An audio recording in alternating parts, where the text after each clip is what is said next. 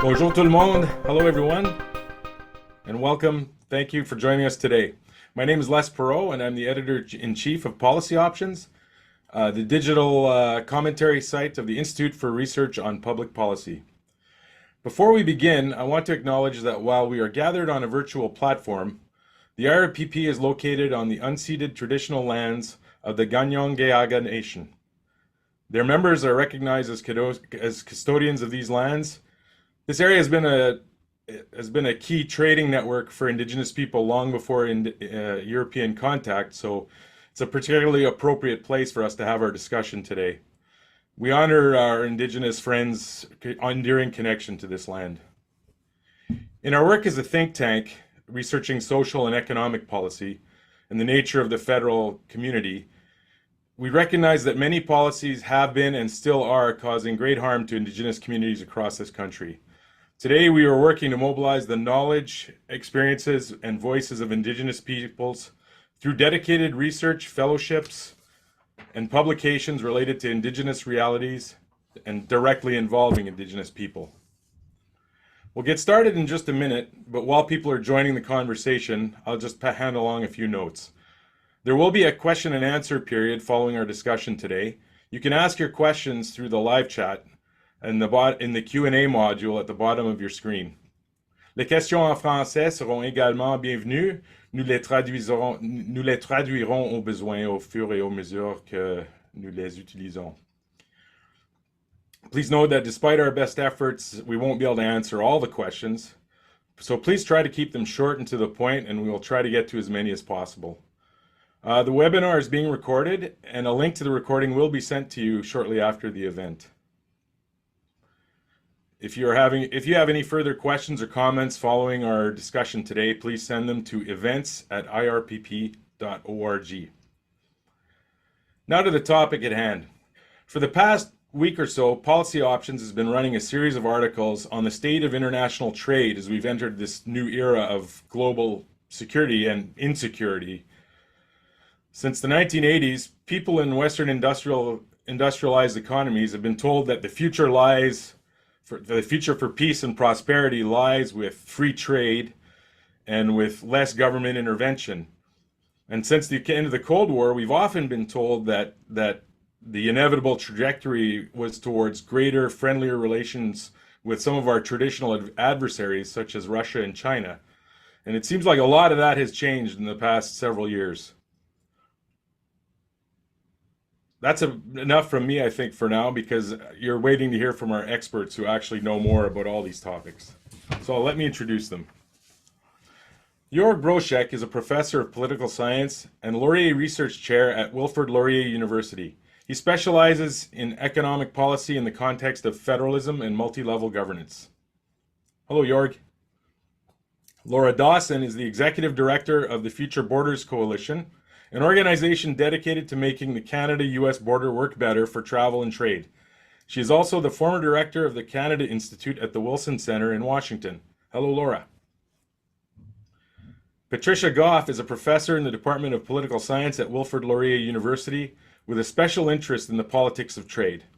Welcome aboard, Patty.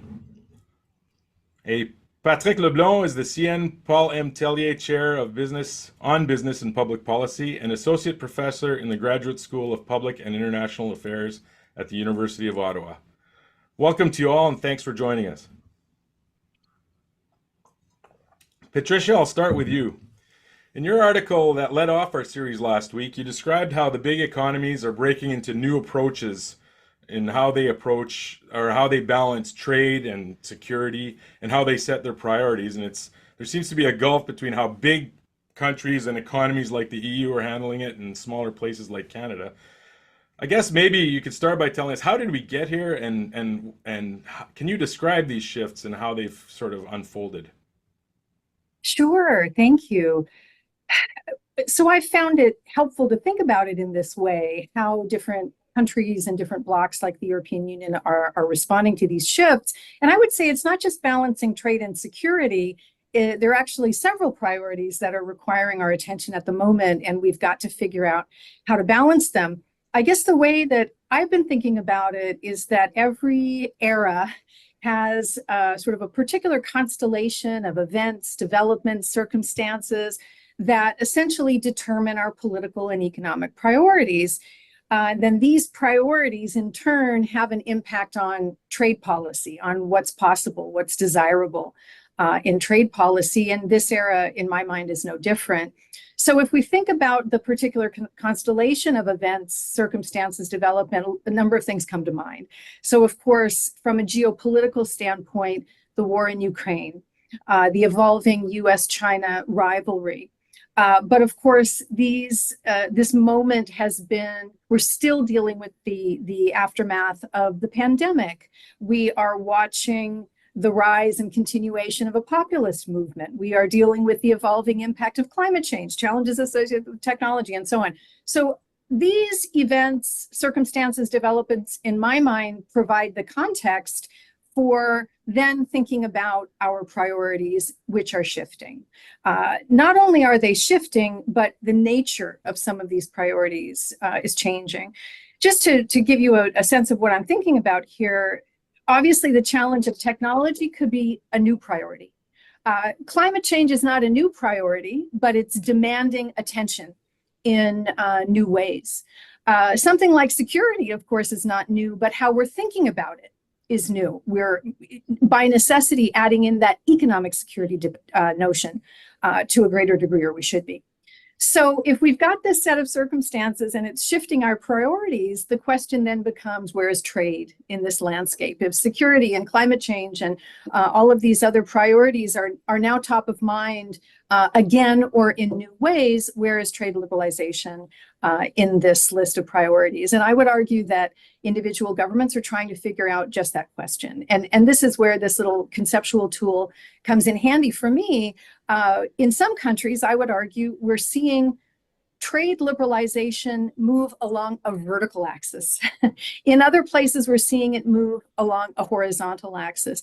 And what I mean by that is that in some instances, trade is dropping down in the rank order of priorities that are getting attention. I think the US is a good example of that. Security has clearly moved up. Domestic job loss has moved up under the Biden administration. Climate change adaptation has moved up. Trade liberalization has dropped down. There has not been trade promotion authority in the United States since 2021. There's modest to no engagement with the WTO. There is the use of tariffs. So I see that priority shift in the US context as moving along a vertical axis. Trade liberalization is less important.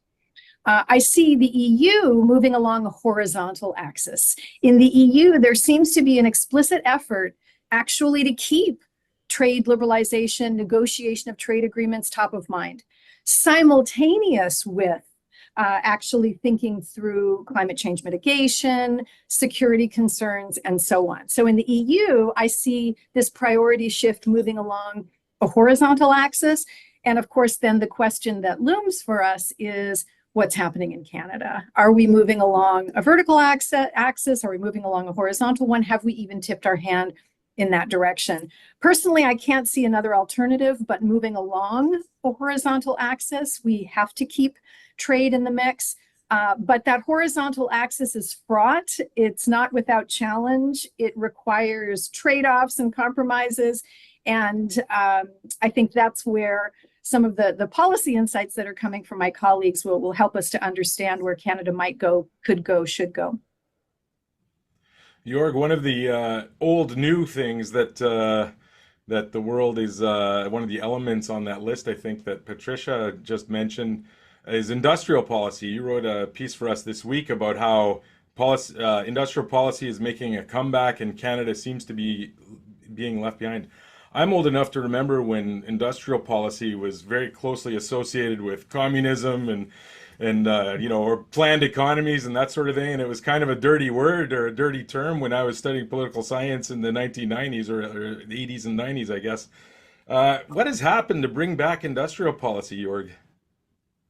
Yeah, thanks, Les. I would say like there's a difference between political rhetoric on the one hand and what governments are actually doing. And I think industrial policy has always been with us. And I would like to get back to this maybe later at some point, especially with the focus on Canadian politics. But let me maybe step back for a moment very quickly to take a look at the broader, let's say, the moving picture in a historical perspective. Why is it coming back more generally? And I think, and that echoes some of what Patty just actually said.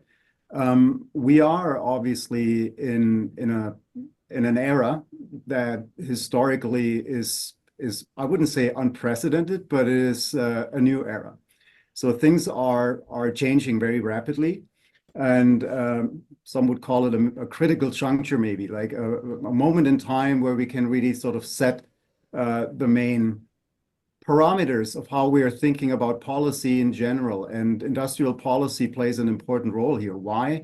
I mean, what Patty said, there are many processes that have been working in the background for quite some time already. There's not so much new.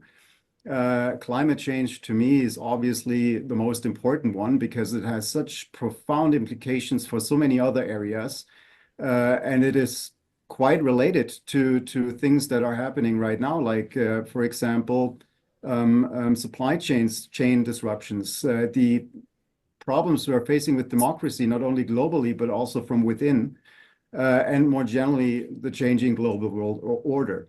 And I think all these processes create a lot of pressure, and more specifically, and that is the topic of our webinar today, they create or cause issues related to political, economic, but also national security. And this is where industrial policy comes in and has gained some leverage in many countries lately. The European Union is maybe one good example. The US is another one. Industrial policy promises to help addressing these issues, to facilitate the transformation of what I would call organized capitalism at the moment. And we can see this, like economists have shown, like that in a quantitative way, industrial policy has or measures that would qualify as industrial policy have increased globally significantly. And not only in the area of Asia, where we know that was a tool that has been used a lot, but also in countries that are closer to us. So that's the quantitative aspect, but the qualitative one is really that industrial policy is no longer maybe seen just as a tool to create and enhance economic competitiveness, but also to change the way how our economies work and to make them better suited to address national economic security. But, and that's my final point here, I think it is not just industrial policy or a new industrial policy. We need to think, if we really think about this historically, it needs to be coupled, aligned, and kind of adjusted with other policy sectors. Trade is definitely one. I can also think about fiscal policy. I can think about defense policy or infrastructure policy to form something like a new model of economic development. If I could just follow up briefly, Jorg, I almost get the sense that industrial policy is sort of a tool countries, well, governments, I guess, are using to try and seize back control of at least one element of the many factors in international relations right now that are kind of out of control. Is that maybe one way to look at it? I would definitely say this is the way I understand what those governments who are more deliberatively using industrial policy and thinking about it more broadly. And I think, again, the European Union is a very good example here. There's a cascade of new policy frameworks that has been emerging, especially since I would say the pandemic was critical here, but even before the pandemic started. And that is a very different approach especially in the European Union, if we compare it to the overall policy doctrine that was kind of guiding policies before that, which was primarily competition policy, creating or enhancing the internal market, trade liberalization in short. I'm just going to take a moment to plug the work of my colleague on the research side of the IRPP, Steve Lafleur, who's actually working on a research program on industrial policy and how a Canadian version of it could look right now. So stay tuned to that for those who are interested in this issue. Patrick, in your article, you talk about how Canada has lost stature on the global stage, and And you talk about some solutions that maybe we'll get to a little bit later, but can you just first describe what's happened to Canada's reputation on the global stage when it comes to these issues of trade and security and how they intersect?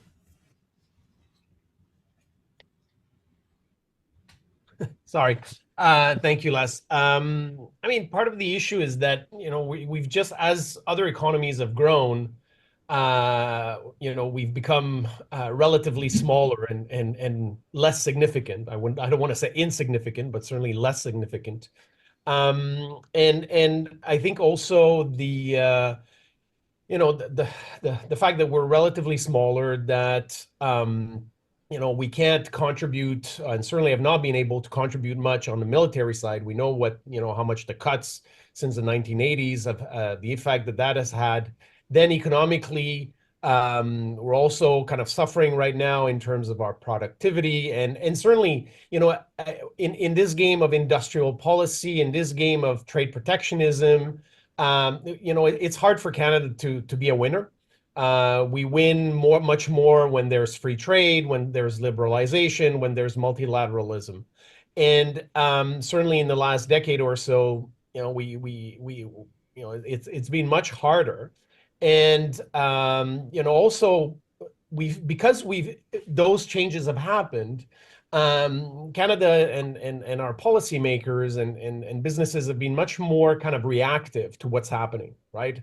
If we look at what Canada has been doing, it's kind of a little bit like whack-a-mole. It's like, okay, well, now the US and the EU are are subsidizing electric vehicles. Let's do that. Oh, let's subsidize batteries just to kind of stay in the game.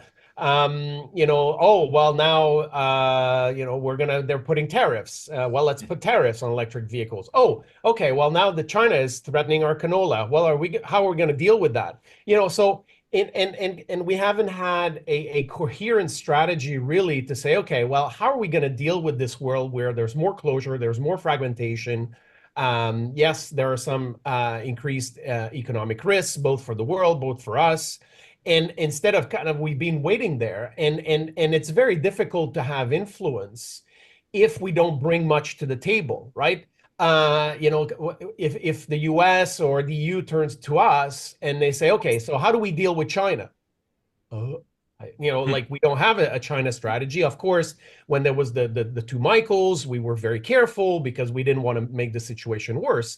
But that's one of the challenges where if we're not out there trying to kind of bring ideas and solutions that are good for us, but potentially good for partners, then the US and the EU and others are going to go somewhere else, right? And that's one of the big preoccupations that I have, is that we haven't been able. I mean, there are lots of ideas, but somehow we're not able to kind of get them coherently out there to try to improve things. It's very haphazard, but mostly we're playing a reactive game. We're playing defense, and I think we need to go on the offense much more. If I could just follow up on one aspect about China, Patrick, I used to work at the Globe and Mail, and I recall about a decade ago, we were doing China editions of the paper because China was the future. Do you have some understanding for why we're so lost with China? Just because we had to do a 180 where it seemed like things were only going to get better in our relationship with China, and we were all going to get rich because of it, and then all of a sudden, like you say, the two Michaels came up, and does several other issues since. Yeah. I mean, everyone's done a 180 on China to some extent, right? It's not just in Canada, it's in the US and the EU and other places. Maybe our Asian partners were always wary of China. It's like, okay, we want to take advantage, but at the same time, we need to hedge our bets. I think in the West, we were much more gung-ho on this idea that China, once it joined the WTO, once it opened to international trade and investment, well, democracy would set in and it would just kind of join the West. As we've seen, that didn't happen. It didn't happen in Russia either. And now we're like, okay, so how do we deal with this? Certainly, the US has been very proactive in kind of stepping back and seeing the threats, certainly from a defense perspective and then technology perspective to certainly US hegemony, if you want. The EU has had also a reckoning, which came a bit later. we were still kind of in the game thinking that because we're smaller, we can escape this and still benefit from easier access to China. But then even before the Two Michaels affair, things were starting to go sour when we were trying to push an inclusive trade agenda on the Chinese to negotiate a free trade agreement. That didn't work out.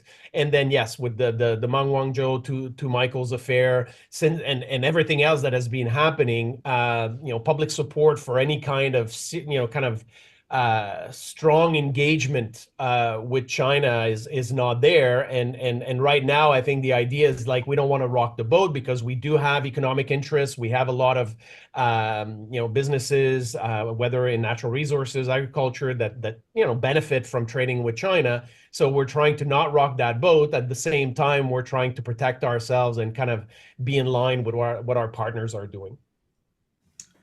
Laura, I saved you for last because, of course, everyone wants to talk about U.S. politics right now, and you're a person in the trenches of the trade relationship between the United States and Canada, and of course, the presidential election makes it so that it's front and center for us. But I'm just wondering if you can give us a bit of a longer view on the recent trajectory of trade relations with the United States. Is Canada in a good place with our best friend? Canada is always in a good place with our best friend, and I will repeat that to my dying day. But I am really concerned about where we are in the short strokes. Our short game is not great right now for the golfers in the room. First of all, to back up the points that my colleagues have made, the broad range global trajectories, I think are right on. And me and my organization, we're kind of so what do we do about this today?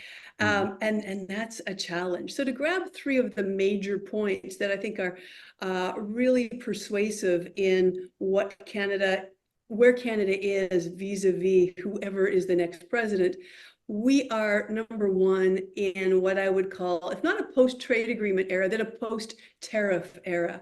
When you and I were in school probably about the same time, Les, and there was broad consent for trade agreements that this is the way that Canada was going to make its mark on the world stage, and that this was the way to punch above our weight.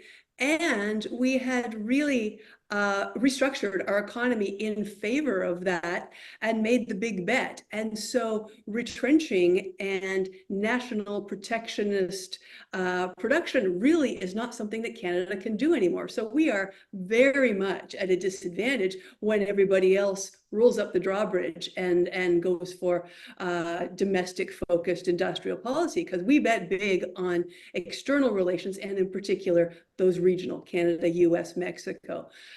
So we've got that sort of post-trade agreement.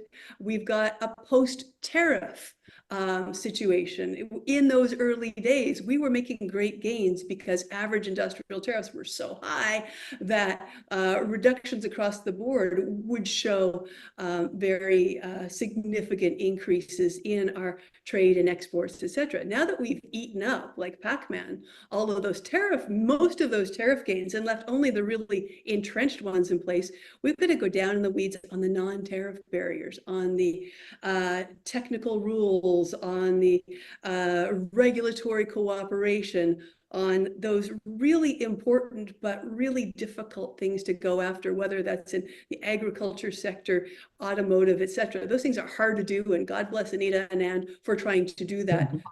Revamped RCC. So our bet on trade agreements needs to be rethink.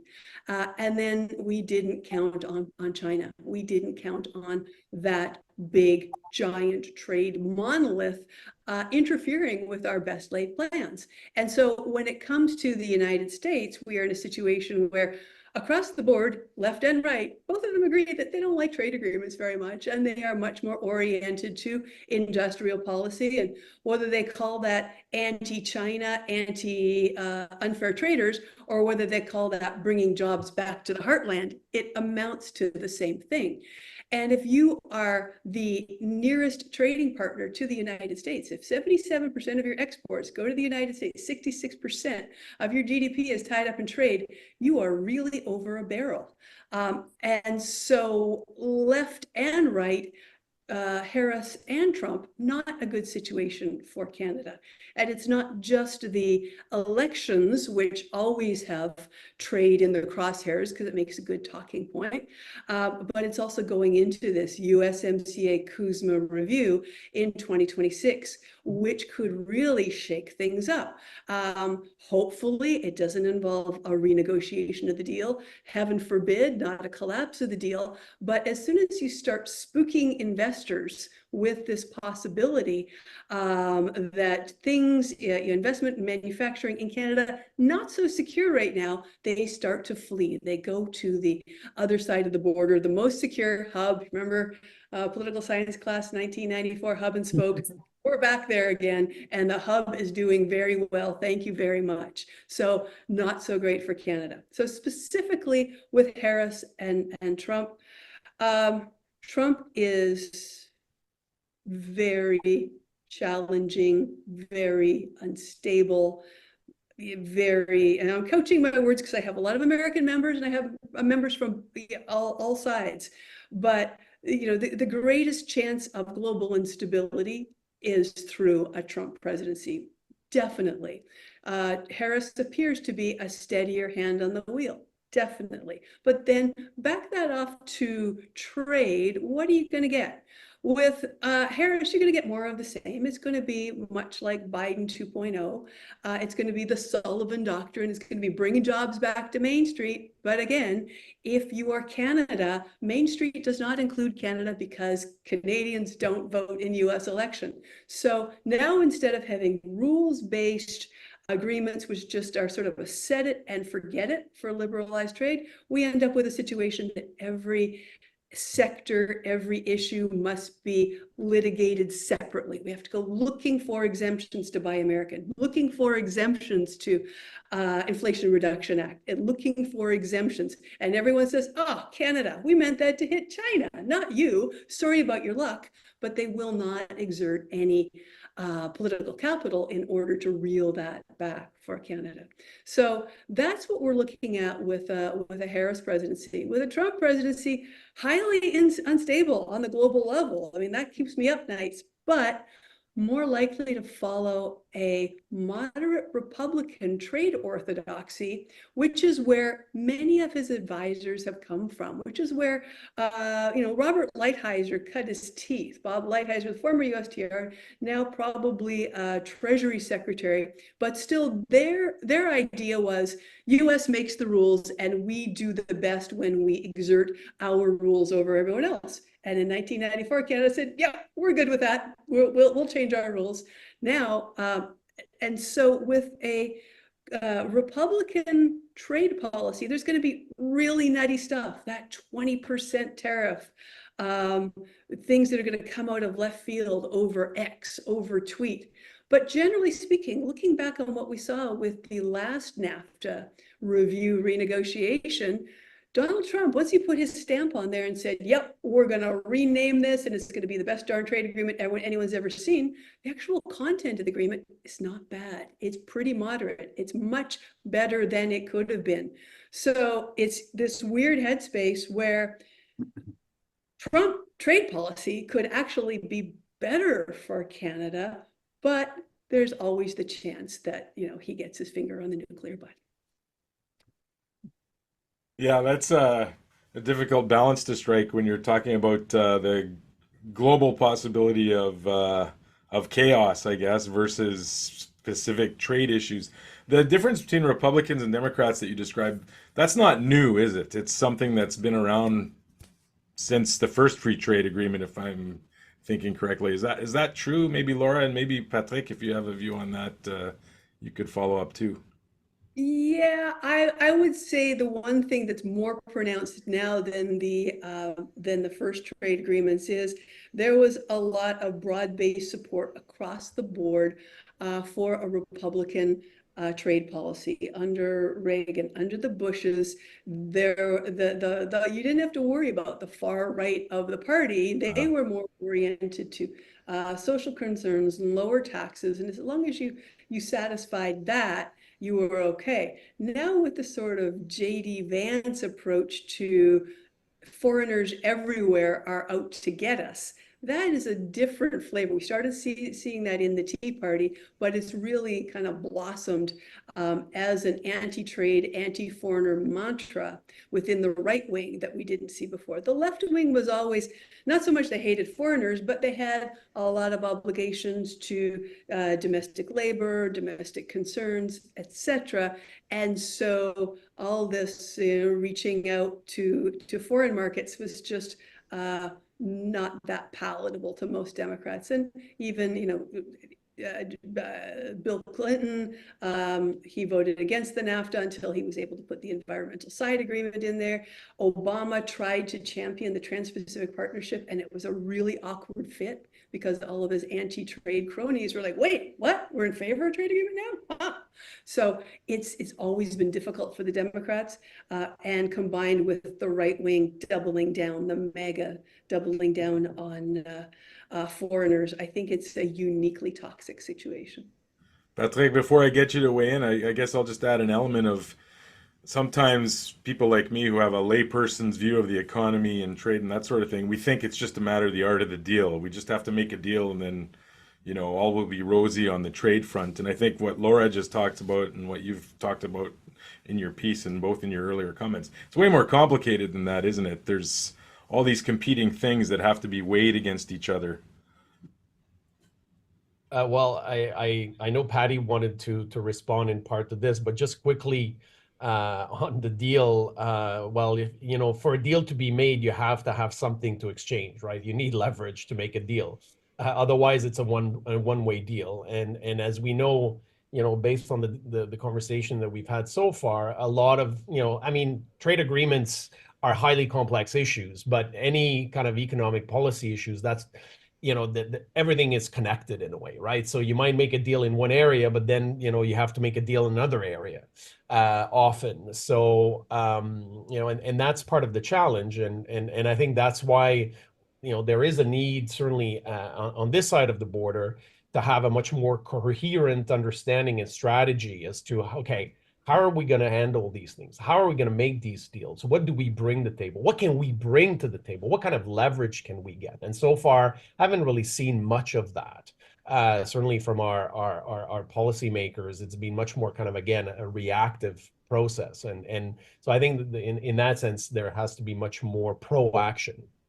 But I know Patty wanted to respond in part. Yeah, please do, Patty. But just a quick point on the U.S. I think the history of U.S. foreign economic policy is absolutely fascinating. And if we look back, we'll see there are moments when the Democrats are the party of trade and moments when the Republicans are the party of trade. And what's so fascinating about this moment is the convergence, in my view. They are actually very similar and both arguably the party of worker-centric trade or some variant of inward-looking policy. So to me, it's the bumper sticker in this current moment is the convergence.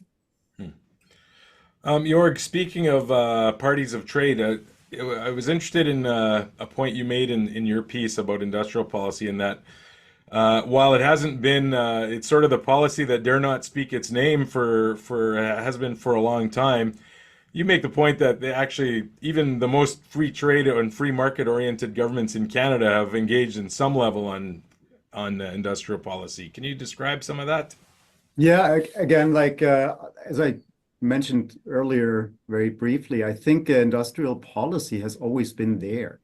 And even if you take a look at the reports of the McDonald Commission, there's a chapter in volume, I don't know, 2 or whatever, speaks about industrial policy. Maybe not super encouraging it because it was not in line with the overall approach, but nevertheless, it's always been there on both levels of government, provincially to foster the specific regional political economy that we are, but also federally. And I don't believe that there may be trade-offs, but it's definitely not mutually exclusive to pursuing kind of trade liberalization on the one hand and having industrial policy on the other hand. I would also be careful to label industrial policy or equate it with protectionism per se. So the political reality is much more messy. And to give you one example, why has industrial policy not had the best reputation let's say, since the early 1980s, since we've seen the emergence of I don't want to say the neoliberal model, but a more market-based model under Moroni, and then later also on the provincial level. I'm thinking about Mike Harris in Ontario and other governments who sort of followed up very quickly or with some delay. Industrial policy is supposed or is said it creates winners and losers. And the government should not do this. It should be the market who determines who wins and who loses in economic activities. But the reality is, take the example of Alberta, for example. I mean, if the Smith government puts a moratorium on renewable energies and at the same time continues to subsidize and support the fossil fuel industry, it creates winners and losers. That's industrial policy. So even governments who seem to be very to be championing a market-based policy do this. And then at the same time, look at trade policy. I mean, yes, of course, trade liberalization has always been an important goal of all governments, federally, not always, but in the past decades, as well as provincial governments. But where are we, for example, if we take a look just at internal trade? We've been talking about internal trade barriers for decades now. There has been quite some progress over the last 20, 25 years. The new West Partnership Agreement now since 2017. We have the Canadian Free Trade Agreement, but they are still profound and generate significant costs, and the estimates vary. So I think, again, in the reality, we have kind of a mix of both. It's never like the political doctrines that are put into practice per se. But I want to make one final point here, and that's maybe goes back to the historical point that I tried to make earlier. I think we should not underestimate the impact of the policy and also institutional changes that we've been seeing since the early 1980s. That has changed the parameters of policymaking in Canada, and it makes it maybe difficult at this point to turn things around again. We are no longer what we used to be called, that is the public enterprise country. I mean, we had crown corporations and other things, and we still have them, but the privatization and deregulation initiatives since the 80s have left their imprint on this. Just take the example of Via Rail. I mean, we had a turbo train. We had a high speed here in Canada until I think early 80s, when it was then finally discontinued. We had a relatively good network connection. I live in southwestern Ontario. That's one of the most densely populated areas, and the Via Rail connections at least have become worse since the pandemic. There's at least one connection that I used to take from time to time. It's no longer there. At the same time, making the connection to our neighbors south of the border, Amtrak has seen quite a renaissance lately. So governments can change things if they want to. And this is, I think, what we're missing. I could also point to what we are seeing in municipalities, in rural areas when it comes to infrastructure. And this is, I think, where a more encompassing, a more strategic and planned, not just reactive, as Patrick mentioned it earlier, approach to industrial policy could come in, and we can learn. We can see that it's happening in other countries, but it hasn't really happened here. It's interesting you mentioned Southwestern Ontario and the rail. Every time I have to go to Hamilton for something, I'm struck by how hard it is to get to Hamilton from Montreal. Hamilton, an hour outside of Toronto, a major Canadian city. It's really hard to get there somehow in this densely populated part of Canada. Patty, I'd like to shift to trying to look forward a little bit and more towards Canada, I guess, about like what are our options here? What do we need to do next? We don't have any grand projects on the trade front, and we're a bit at sea in some of the other aspects that we've described, whether it's diplomacy or how to react to U.S.-Canada relations and the U.S. politics. Can you tell us a bit from your perspective, as Canada has this horizontal approach, as you said, where you have to juggle all of the priorities at once? What do you see Canada as what Canada should do as an exercise of trying to set priorities and move forward on when it comes to trade in particular, I guess? Yeah, that's the $1 million question, isn't it? I think, as my colleagues have been alluding to from different angles, what's missing here is, as Patrick says, the plan. And in my own view, this goes beyond a policy discussion. It's not which policy will we bring in this particular moment to respond to this. This requires a profound, deep reflection on what our priorities are at the moment, what our tools are at the moment. And as Laura described, we have all our eggs in the trade basket, and the tools that we typically pull from that basket, diversification of markets, the inclusive trade strategy, which has been a new effort in the last, say, 10 years, even something like friendshoring, which has been a conversation topic in recent years. They're all insufficient. They're all problematic and tricky, each in their own way, even if there are reasons to recommend them. I'm not suggesting that we shed any of these policies. There are reasons why each has selling points, but they are not sufficient.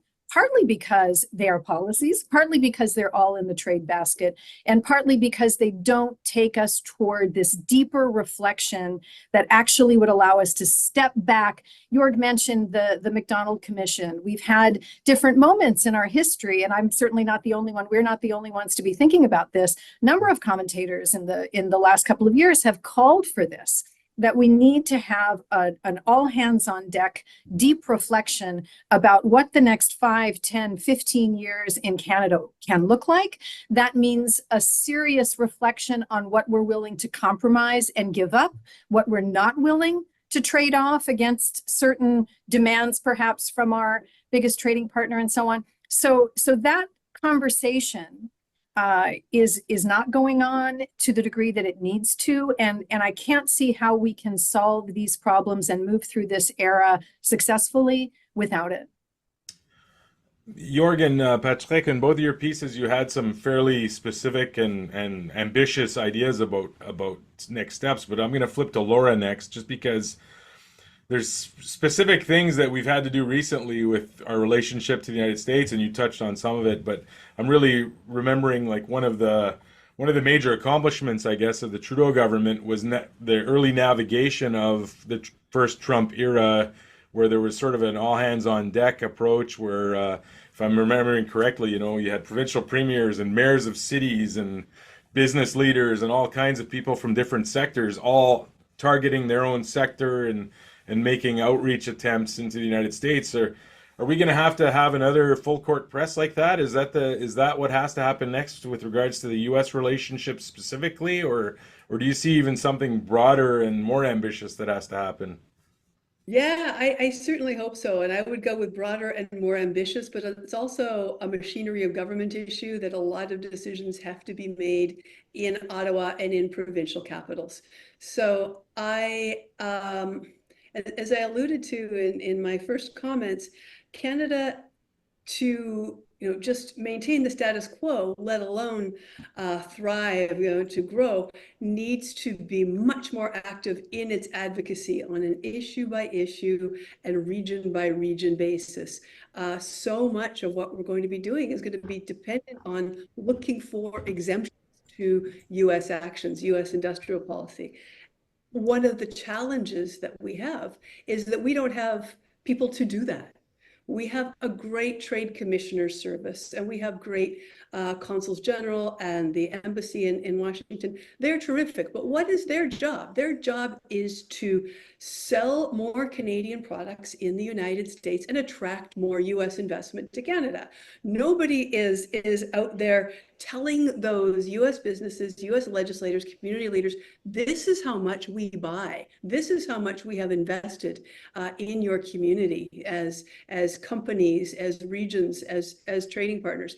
And if the following punitive or difficult policies take place, like dismantling the USMCA, like more Buy America, more subsidies that negatively affect Canada. If these things happen, then the following negative impacts will happen to us and our ability to be a great partner for you in your region. I mean, Marjorie Taylor Greene, I live in the great state of Georgia. Marjorie Taylor Greene has no idea that the people in her district, their largest industry is exporting to Canada. No idea. And because we don't have that kind of machinery in the United States to tell those stories. A decision was made years ago that Canadian and American businesses were just so close that they would communicate with each other and it would be fine. So here in the United States, there are almost no US-Canada business organizations. In every city in the United States, there's a Philadelphia, Mexico Business Association, Philadelphia, France, Philadelphia, UK. Is there Philadelphia, Canada? Absolutely. Because, well, we have the same common language and you can get on a plane. We shouldn't need that. But we don't have people doing that. Now, we've had a Team Canada initiative since last January, and good for Francois-Philippe Champagne. He has logged a ton of air miles, and Minister Mary Ng also a ton of air miles. The folks at the embassy in Washington and in Ottawa have coordinated a lot of important meetings, but a meeting with a minister or a meeting with a diplomat is not as persuasive as if you have the head of Brookfield or Couche-Tard or Bombardier in your governor's office saying, this is what we do here. Please help us to continue this great relationship. Let's not screw it up. Canadians come for these big full court presses and then they go away and we go, where are they? How can we maintain this? And, you know, final thing, the machinery of government is just too slow on reacting to requests or opportunities to collaborate with the United States. Things are so centralized. When the US comes to Canada and says, hey, how about we do this? It takes so long to get through Ottawa and so many hoops and steps that the US, you know, forgets about it, says, okay, never mind, we'll move on. We're moving on to other trading partners.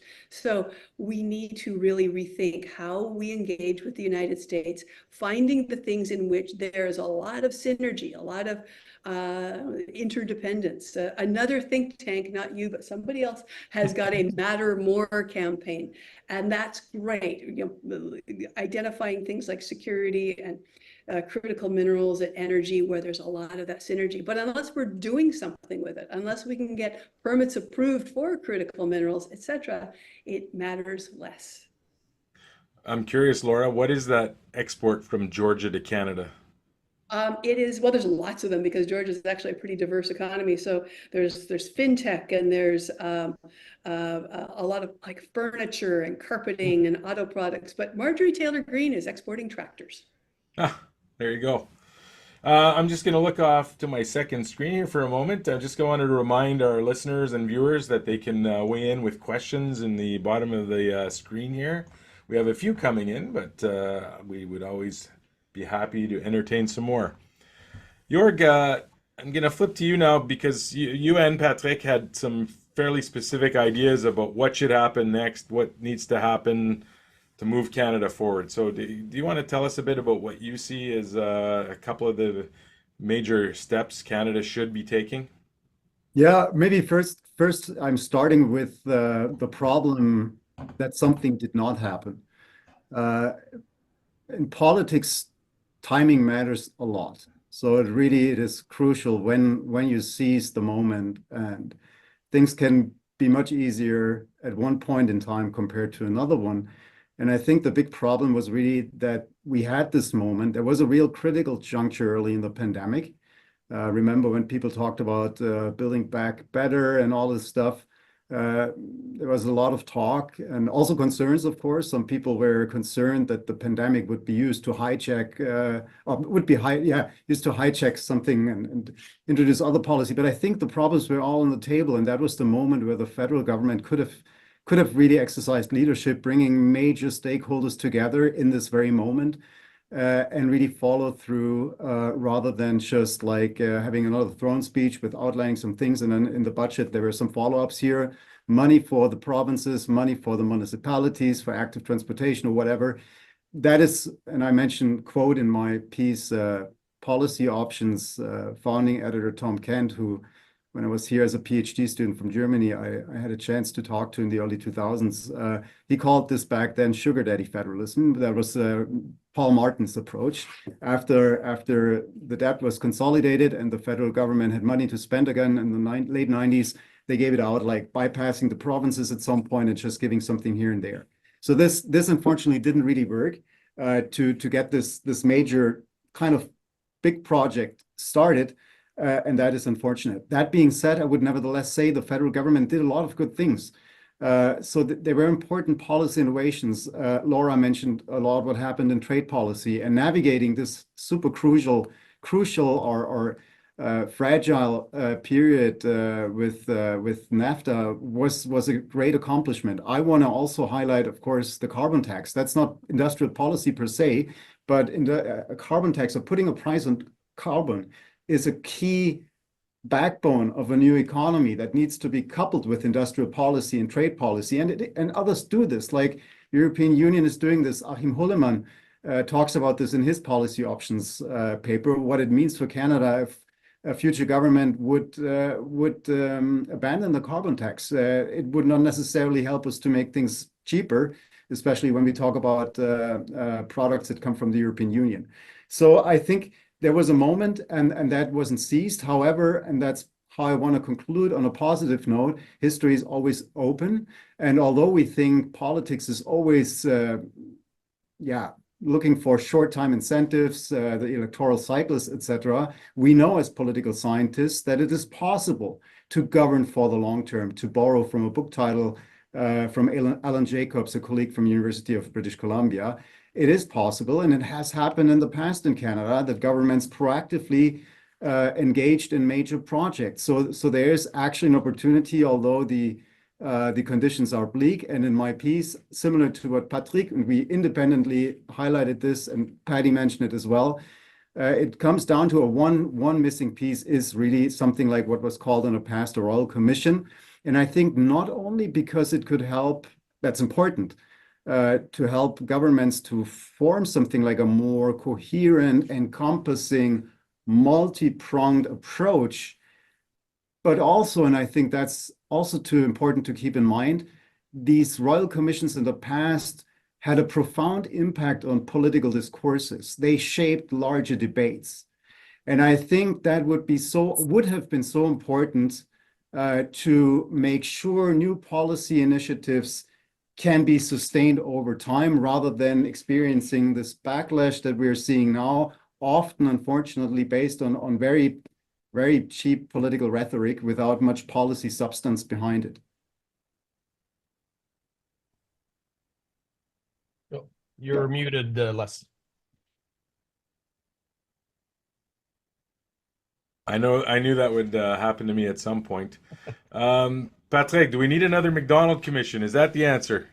Or are there other answers? I think, I mean, we refer to the McDonald Commission because it was so strategic. I mean, one of the great outcomes was, in fact, free trade with the United States as one of kind of the approaches to pursue. But there were a lot more, as already been mentioned. And I think, Jörg mentioned the political discourse and the debates and engaging in a way Canadians in this, because right now what we're seeing is kind of these siloed debates among kind of policy experts, right? Oh, there's the one on trade. There's the one on kind of productivity and innovation. There's the one on competition. There's the one on investment, and the other one on kind of national security. And they're all sort of happening in silos, whereas they're all interconnected. In a way, decisions that are made in one affect the other. And at the same time, it's like, okay, well, where's the vision? Where's the strategy behind this? What are we actually trying to do, right? Other than just kind of hope that we can grow the economy and create more jobs. And, for me, one of the most important thing when I look at Canada's role and place in the world, where, we're being increasingly squeezed because, relatively speaking, others are becoming bigger than us, right? It's like you're the kid in school, and then everyone is sort of growing faster than you, and they're sort of, hey, let's, we'll push you around. And, unless you're playing smarter, if you can't be bigger, then you have to find ways to be smarter, and it has to be strategic. We have to make sure that the world doesn't end up closing on us, because we do benefit from an open borders. We benefit from multilateralism. If not, well, then, if the rest of the world closes, our only options is the United States. And yes, we have a great relationship with the US, but if we have no other option, if we have no other partners to kind of leverage against the US, or, and say, hey, there are other ways to do this, then we're going to be really in a take it or leave it approach. The Americans are going to say, here are the rules. I mean, Laura already mentioned that. And if we're so kind of dependent, we'll have nothing to bring to the table.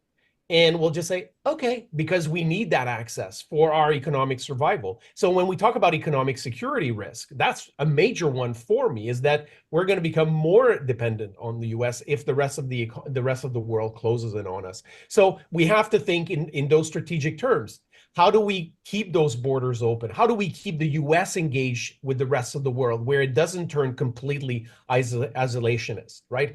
What can Canada do? How can Canada work both in the US? We talked about the Team Canada effort, that was actually quite successful in terms of NAFTA's renegotiation, which is why in the end, it wasn't such a bad deal compared to what the expectations were at the beginning. But this process, where we had government officials, business officials going from city to city, talking to people, we stopped. Once we had the deal, we're done. Thanks. We can go back to kind of normal. What is normal? Normal is the craziness that we're facing right now, that we faced during the CUSMA negotiations. And it should be an ongoing thing with the US. And we could leverage that. If we had that access, if we had that information, maybe we could also use it and kind of sell it to our partners in Japan, in Europe, or other parts of the world, because we're so close. We can be there, right? And so I think we have to look also as like, what are the opportunities for us to make ourselves in a way more important, if we can't just be bigger economically and militarily. Can I jump on that, Les? Do you mind? Please do. Yeah, I mean, I agree completely. I mean, back to the McDonald Commission and some of the other commissions that were around that, the Gordon Report and discussion of the third option. These were really developing a public consensus and public airing on US relationship or Canadian relationships with the United States. And what do we think as Canadians, and how much do we engage in what sectors and what makes sense? Because I think we have been so long since having one of these conversations, like, since the McDonald Commission, that we really need to have this conversation. We know that there's so much integrated Canadian trade with the United States, and that's important. And there's so much back and forth between people and communities and travel, and we love that as well. But there's just this sense in Canada that, well, you don't want to get too close, and those Americans, and you know what they're like. And so I think we really need to have a public airing that looks at, where do we get close? Where do we get closer? And where do we maintain areas of sovereignty and protection? And that's completely fine. Similarly, on integrated manufacturing, on large heavy objects that you can drop on your foot, Canada and the US are a very integrated economy.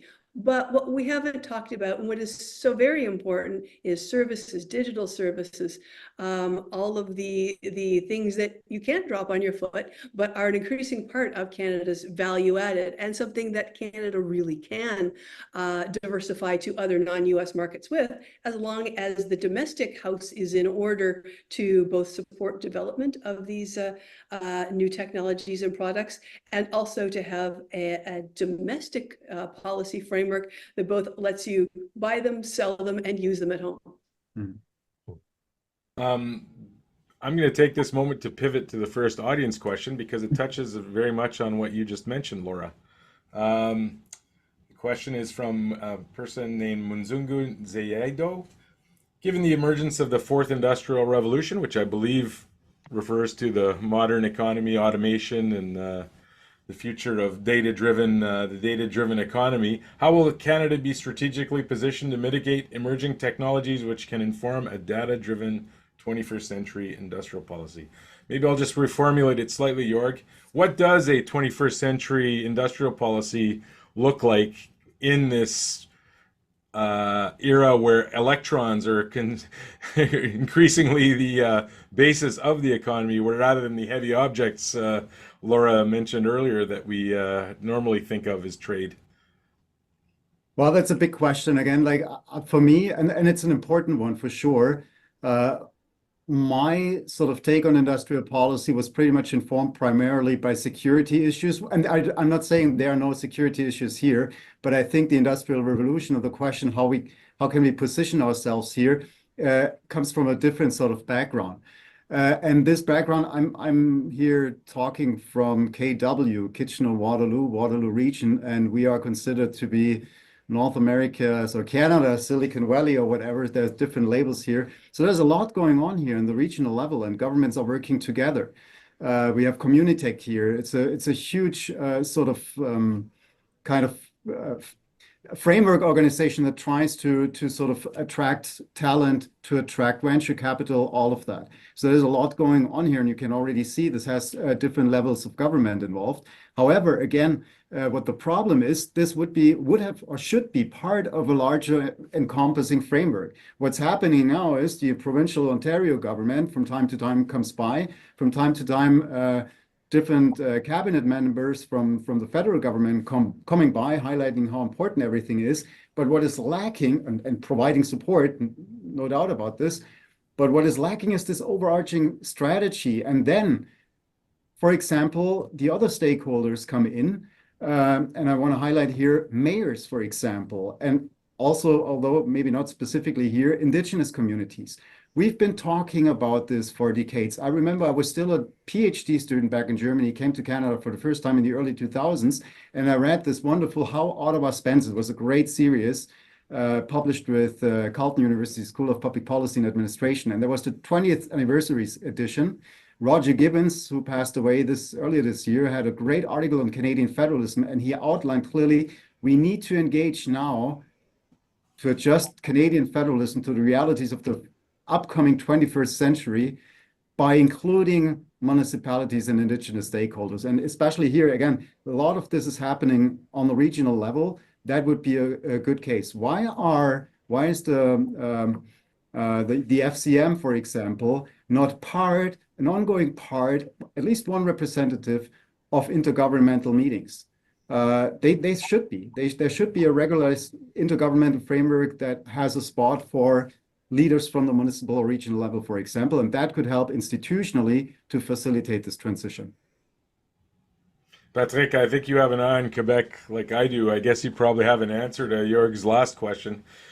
Well, I mean, I agree with what Jörg said and what Laura said before. I mean, again, it's part of this this need that we're all in this together, but somehow we're not, right? Yeah. It's like we feel the effects, but we're not responding in a coordinated, organized way.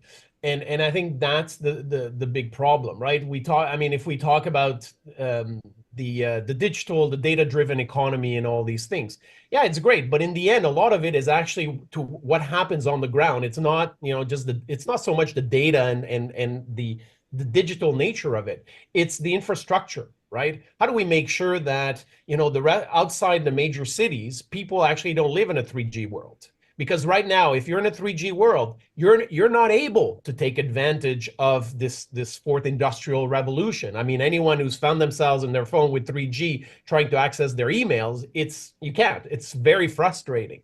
So that's the first thing, right? Financing. I mean, you kind of mentioned a little bit about that, right? Again, we know that our startups need more financing, but they also need more knowledge. So we're talking about people developing these new technologies, the software that goes with it. Canada has one of the lowest levels of, in terms of its businesses, because a lot of them are actually very small in terms of using higher end information technologies. So how do we get them to actually do that, right? It's not because they're against it. It's just often they don't see the value in it, right? Or they don't know how to use it, right? So these are, so if we had this, then yes, digital trade would become easier. We could probably develop more things at home, and our businesses would also have a bigger market if they could, businesses and individuals would actually use these things. But often they have to go and compete abroad, and then they're facing often the much larger players. But again, that's just one example where we need to think, but then that relates to innovation, that relates to competition policy, that relates to trade, right? How do we help doing this? Because yeah, it's not just, okay, we're going to have a kind of trade commissioner event where people are going to come together and all that. Sometimes also you need a lot more accompanying businesses to say, like, going abroad might be good, doing this might be good, because if not, people kind of revert back to the day-to-day because that's what they know, and that's kind of what they're preoccupied with. So again, how do we deal with this? The same as Laura said, we can't just be having people in the US kind of just selling Canadian goods and to some extent services and then trying to attract investment. We have to be there kind of reminding people why Canada matters, how it matters, and how we have to make sure that, policies that are adopted in Washington, at the state levels and even at municipal levels are not going to hurt us and ultimately hurt Americans, right? But you need people to do that. And we should not forget that dimension in terms of having the right people in the right place and making sure that they're properly trained, both for, in terms of bureaucracies, government bureaucracies, but also businesses. And those people then have to talk with each other and kind of coordinate. So there's a lot of work that we need to do. And often the people are just not at the table, as Jörg mentioned about municipalities. So we have a few more questions, and we're a bit beyond our allotted hour, but I think we'll try and squeeze a few more in. Andrew Gwynn asks, can the panel give examples of other countries of similar size that have an overarching strategy that, in a way that's been helpful to them in their industrial, trade, or economic policies? Are there other countries of a similar size that are getting this right?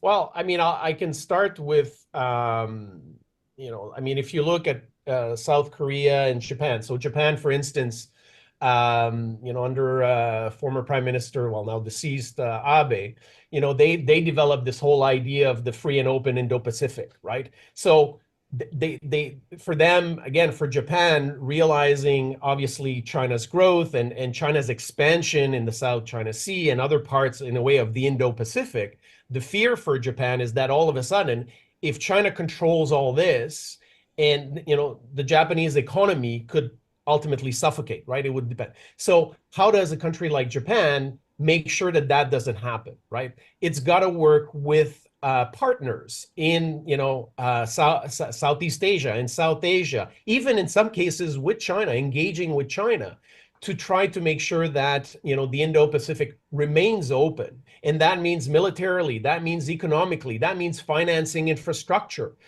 competing directly against China and its Belt and Road Initiative to finance ports, to finance trains, whatever it is, in a way for Japan to be there and for, and making sure that China is not the only game in town. That's just one example. If you look at South Korea, they've had this whole strategy in terms of digital innovation. We were talking about, the fourth industrial revolution, and they've had like a strategy for the last decade, which they've been implementing. And as we know, I mean, yes, they have these big players that play, the chaebols that play an important role, but not only, right? So again, we have to have these coherent strategies which is not just about kind of sectors or policies or policy areas, but much more comprehensive.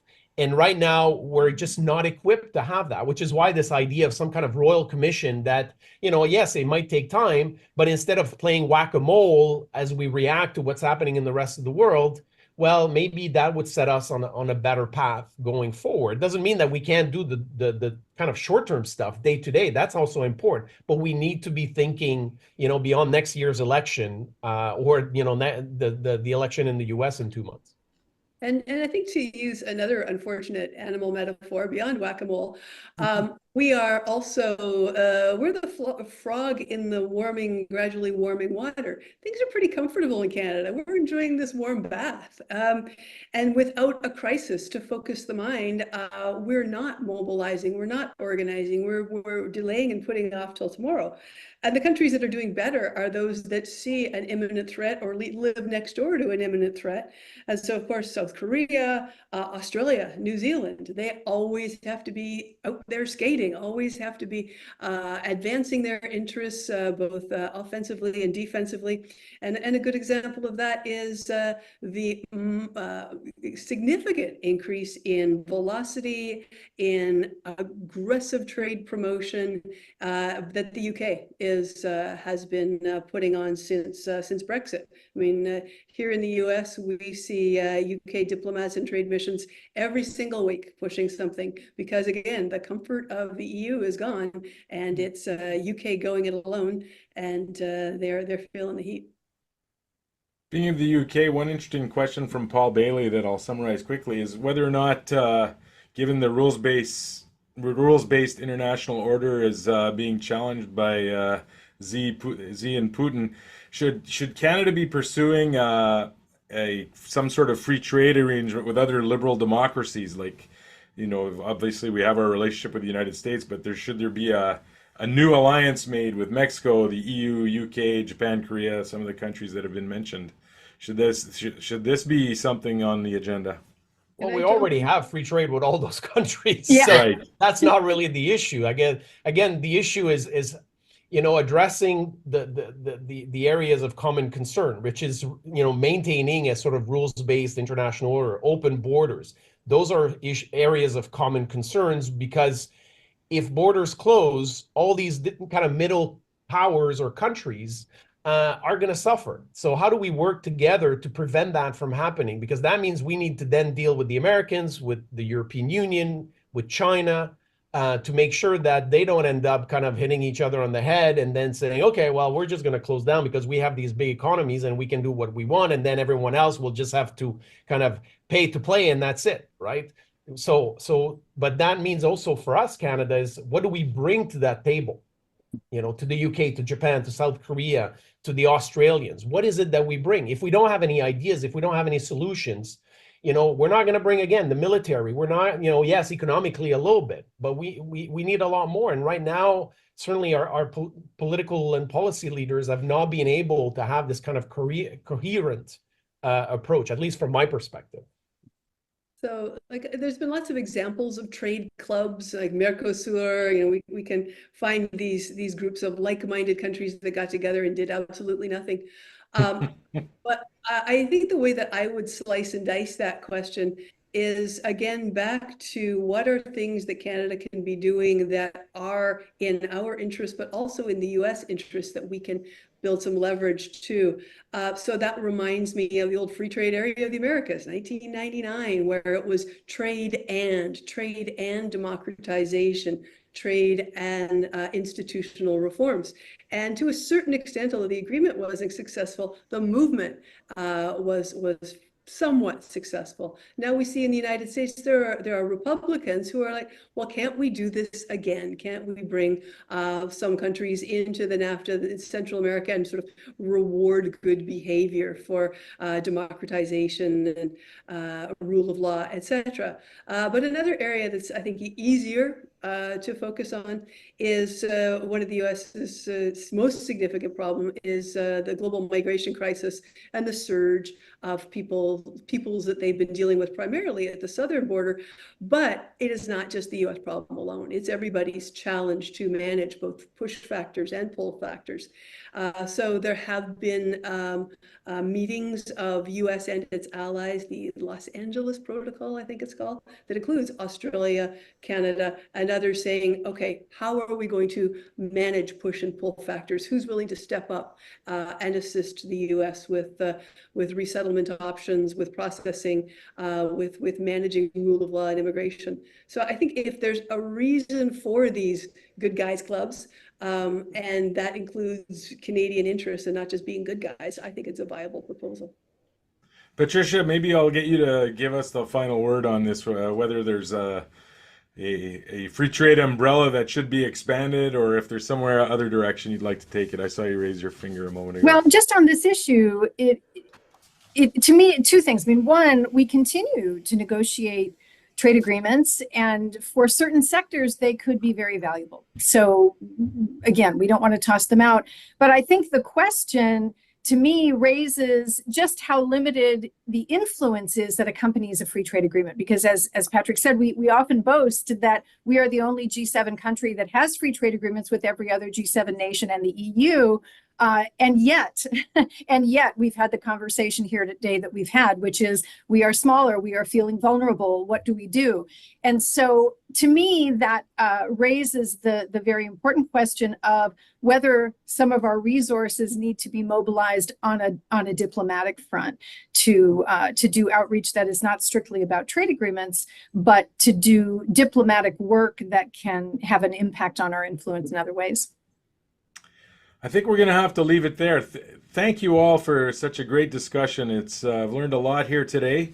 I would invite our listeners to please check out the policyoptions.irpp.org page, where you'll find the series where all these fine people have contributed an article, and several other people who've concentrated more on China and the EU and have maybe some of the more specific answers to some of the questions we've had in the chat that we haven't been able to get to. In the link, you'll find a link to the series, or in the chat, I should say, you'll find a link to the series. You'll find a link to the sign-up page for the Policy Options newsletter, where you can get the weekly digest of all the articles we publish. I think that's it. Thank you all for joining us. Jorg, Laura, Patty, Patrick.